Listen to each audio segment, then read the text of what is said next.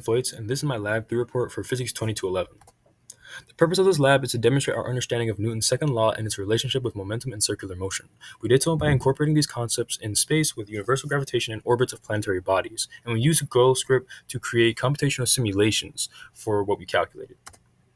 Just to introduce what we're going to be talking about, this lab is split into two parts. Part 1, analyzing the motion of a star to figure out the mass of a black hole, and Part 2 is using Newton's second law to analyze the moon's orbital pattern to determine the speed at which our spaceship should move in order to orbit it and the planet in a figure eight-like pattern without crashing into either planetary body.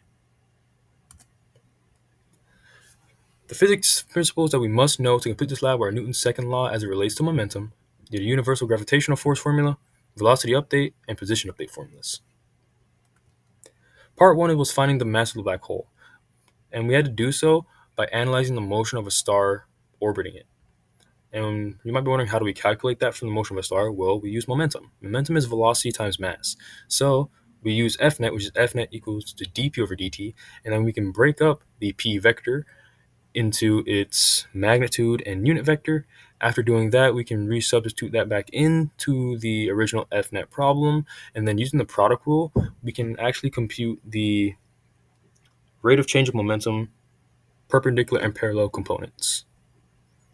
And because of that, we can then, since gravity is the only force being exerted within the universe that we know of, we can set FG's equal. We can say that FG is also the Fnet, and Fnet is equal to these two components, and so then we can set them equal to each other, which gives us this right here.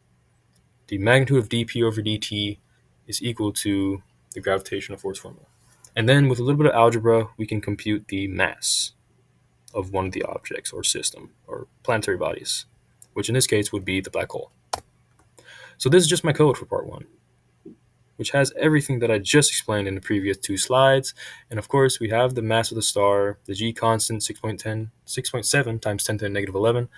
And we use the star's mass to compute the initial and final momentum. These are my results. On the left, you can see the forces with the orange and cyan that are being done on the planet because of the mass or gravitational force of the black hole. And then at the end, because the orbit is not uniform or equal, we had to use the average mass as our approximate for the mass of the black hole, which was right here. Now, part 2 is orbiting without crashing. We had to put our spaceship in a figure eight orbit pattern around the planet and moon. We did so through our understanding of gravitational force and Newton's second law for velocity and position update. Because we're using gravitational force, which is a non-constant force, for the position update formula, V average is equal to V final. This is my code for part 2. We have our masses and our constants. And then we also have the x and y speed of the ship, which I calculated through trial and error. And then we also have the computation for the gravitational force for both the moon and the ship, to then figure out what the net forces on each were, to then include within the position and update formulas for each respectively. These are my results for part 2. On the left, this is just from 3 orbits within each other. As you can see, they do not crash into each other, magenta being the ship and cyan being the moon. And they both orbit around the planet without hitting one another. And the right is after 700 hours, which was the max time within our computational model originally. And as you can see, they still don't crash into one another, even towards the end. So they might go on for even longer. Potential errors. This is only a simulation.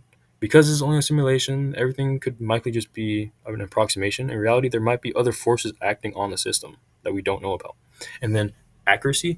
The initial velocity, the x and y speed I was talking about, was determined through multiple trial and error procedures. They could possibly be more precise. Now, what if and what does it mean?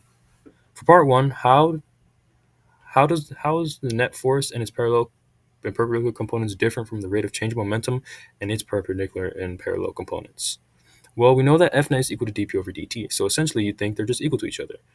But that's not really the case. Although they're similar mathematically, in terms of which is easier to solve or measure, the rate of change of momentum is simpler to find since we only need to know the system's change in velocity or motion and mass. Whereas looking for the net forces can get a little tricky depending on the system and its surroundings. There could be forces interacting with it that are difficult to gauge or even notice.